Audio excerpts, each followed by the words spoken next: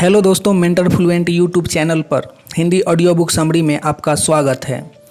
कण से ब्रह्मांड तक, जीवाणु से जानवर तक, आप से अस्तित्व तक सब कुछ साइकोलॉजी है। साइकोलॉजिकल पावर जगाओ और करो दुनिया पर राज। दीप त्रिवेदी। एपिसोड 4, मनुष्य की कॉम्बिनेशन साइकोलॉजी। अब इस पर और आगे बढ़ें उससे पहले मन और बुद्धि का इस संदर्भ में सबसे बड़ा फ़र्क समझ लेना आवश्यक है। बुद्धि चीज़ें बाहर से पकड़कर उसकी रिएक्शन के फलस्वरूप आपको दोहराने के प्रयास में लगी रहती है, जबकि मन थोड़ा नेचुरल है। सामान्यतया उसको बाहर की दुनिया से कुछ लेना देना नहीं होता। वह अपने ही कारणों से भिन्न भिन्न भाव पैदा कर मनुष्य को उस हिसाब से दोहराता रहता है। यहाँ एक बात और समझ लेना कि बुद्धि विचारों का जगत है और मन भावों का। यानी आप किसी विचार के कारण दौड़ पड़ते हैं तो आपको बुद्धि ने दोहराया है, और यदि आप भावों के चक्कर में पड़कर कोई कार्य करते हैं तो वह आप मन के प्रभाव में आकर कर रहे हैं। इसे और स्पष्टता से कहूँ तो यदि आप बाहरी कारणों से दौड़ रहे हैं तो उस हेतु बुद्धि पर नियंत्रण न होना जवाबदार है, और यदि आप भीतरी कारणों से दौड़ रहे हैं तो वह मन के कारण है। मन और बुद्धि का यह फ़र्क अच्छे से समझ लेना। न समझ में आया हो तो इस पैराग्राफ को 2 बार और पढ़ लेना, लेकिन मन और बुद्धि का यह फ़र्क समझे बगैर आपको आगे अपनी साइकोलॉजी की कोई गहराई समझ में नहीं आने वाली, यह तय जान लेना। अब हमने यह तो समझ ही लिया कि मनुष्य की नेचुरल साइकोलॉजी संतोष की है।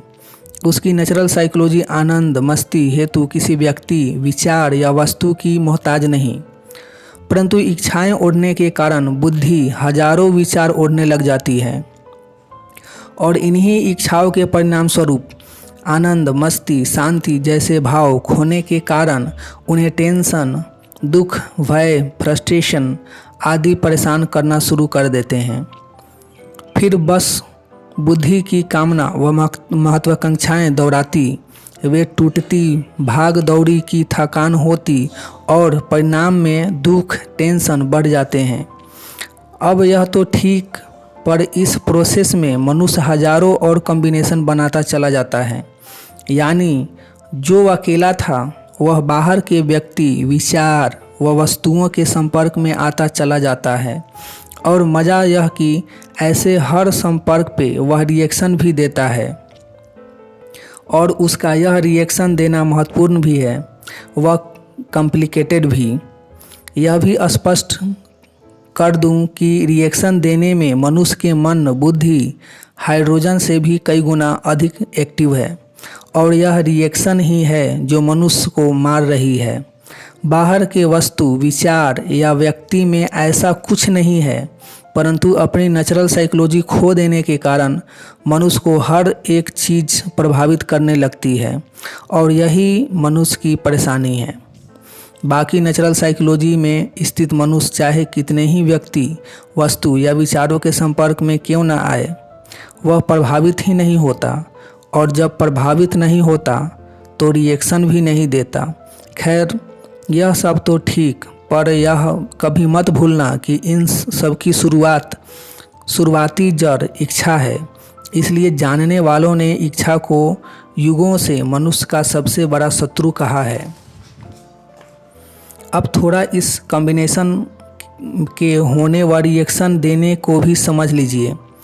बुद्धि का जिससे भी कॉम्बिनेशन होता है वह रिएक्शन देने से नहीं चूकती। मानो कोई पड़ोसी या रिश्तेदार बड़ा कमा रहा है, वैसे तो इसका आपसे कोई ताल्लुक नहीं, परंतु बुद्धि इस कॉम्बिनेशन पर भी रिएक्शन देकर ताल्लुक बैठा देती है। आपकी बुद्धि चूक जाए तो पत्नी की बुद्धि आपको काम पे लगा देती है।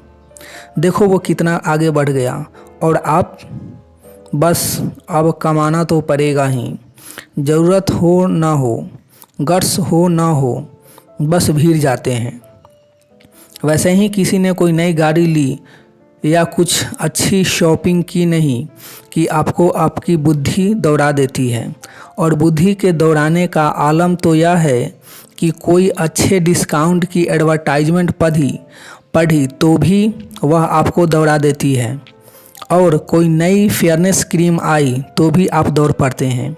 कोई नया व्यक्ति मिला तो मित्र बनाने दौड़ पड़ते हैं।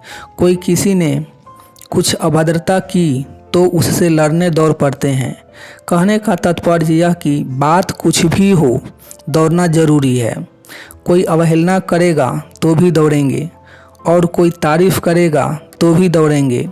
यानी कॉम्बिनेशन चाहे जो जैसा हो, बगैर रिएक्शन दिए आप रह ही नहीं सकते।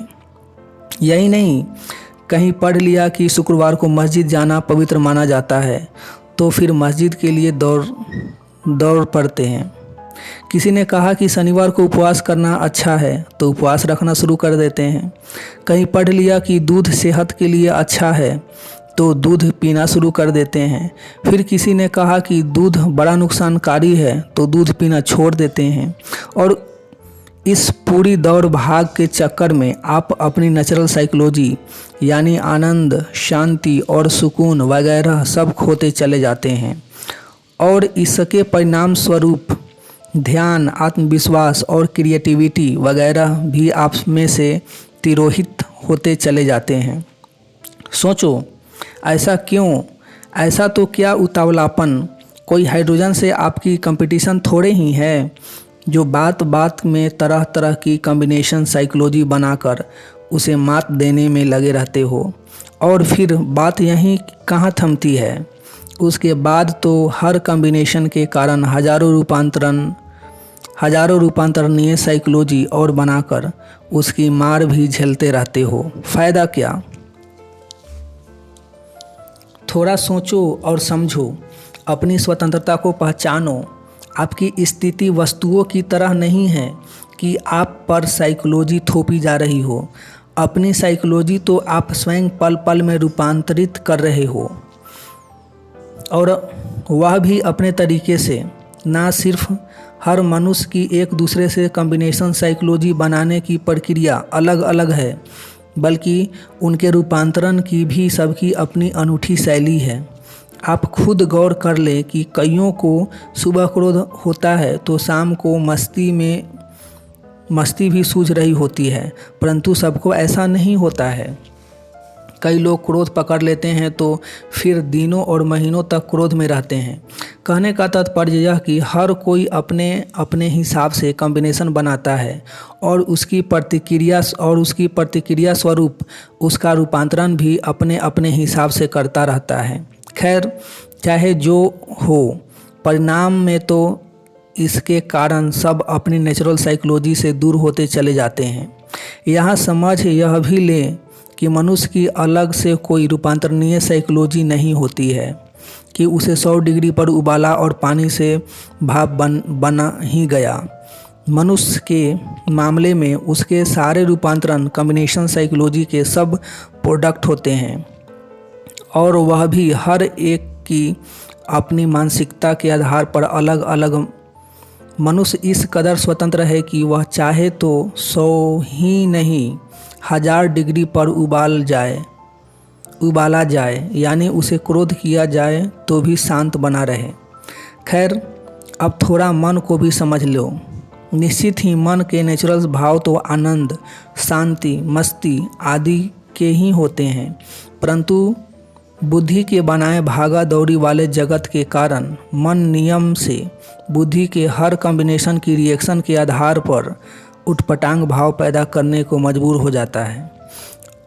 और एक बार यह प्रक्रिया प्रारंभ हुई नहीं कि फिर मन आपको आपकी बुद्धि से भी ज़्यादा परेशान करके रख देता है। आपको भी इसके हजार अनुभव होंगे ही। अक्सर बुद्धि कोई आवश्यक कार्य निपटाना चाहती है और आप अपने मन की उस कार्य में कोई रुचि नहीं पाते। बस इस तरह आपके जीवन में मन और बुद्धि का संघर्ष चालू हो जाता है। मन में काम की इच्छा नहीं और बुद्धि के लिए वह कार्य निपटाना जरूरी। अब यदि बुद्धि की मानकर कार्य निपटाने में लगे तो मूड ऑफ हो जाता है, और मूड नहीं तो कार्य में मज़ा नहीं तो शांति और सुकून नहीं, बस परेशानी और बेचैनी फिर आपका जीवन हो जाता है। वहीं यदि मन की सुनकर न जाओ तो काम अटक जाता है। इससे अपने ही तरीके की परेशानी पैदा होती है। कुल मिलाकर बात बात पर बुद्धि की कॉम्बिनेशन साइकोलॉजी बनाने की आदत के कारण आपके हर कार्य में मन और बुद्धि का यह संघर्ष होता रहता है। कभी आप मन को जिताते हैं तो कभी बुद्धि को। अब आप चाहे जिसे जिताओ, परंतु परिणाम में तो आपके आनंद और शांति लुटते चले जाते हैं। और फिर इन सब के अनुभव हेतु आपको बहुत दूर जाने की ज़रूरत भी नहीं। आप खुद अपनी हालत पर गौर कर लें, आपको बात जल्द ही समझ में आ जाएगी। मन खेलने का कर रहा होता है और बुद्धि के हिसाब से परीक्षा सर पे खड़ी है। पढ़ना जरूरी है। मन घूमने जाने का कर रहा है और फैक्ट्री में कोई बड़ा ऑर्डर पेंडिंग है। मन आराम करने का कर रहा है और ऑफिस में ज़रूरी मीटिंग है। कुल मिलाकर मन और बुद्धि का यह संघर्ष अब आपके जीवन का भाग्य हो गया है। और अब मन और बुद्धि में ट्यूनिंग नहीं तो जीवन में कोई सुख और सफलता नहीं। लेकिन यदि आप अपनी नेचुरल साइकोलॉजी में स्थित रहें और मन और बुद्धि के चक्कर में आकर यह आर्टिफिशियल रिएक्शन दे ही ना, तो फिर हमेशा के लिए आपके मन और बुद्धि की ट्यूनिंग बनी रह सकती है और जीवन की किसी भी सफलता के लिए यह बहुत ज़रूरी है। आप सीधी बात समझ लो कि सारे कॉम्बिनेशन बनाकर वह पाकर भी आप चाहते तो आनंद, मस्ती, शांति व सुकून ही है, तो वह तो आपकी नेचुरल साइकोलॉजी है। वह तो आपको नेचुरल साइकोलॉजी में उपलब्ध है ही। उस हेतु वह कहाँ किसी बाहरी चीज़ पे मोहताज है। बच्चे कहाँ आनंद मस्ती हेतु नाम, धन या धर्म या पर निर्भर हैं। और जहाँ तक सफलता का सवाल है तो वह भी आपकी नेचुरल साइकोलॉजी पर ही निर्भर है। वह भी बगैर उत्साह, ध्यान, आत्मविश्वास, इंटेलिजेंस व दृढ़ता के नहीं मिलने वाली। वह भी आपकी डिग्री, धर्म या विचारों पर निर्भर नहीं।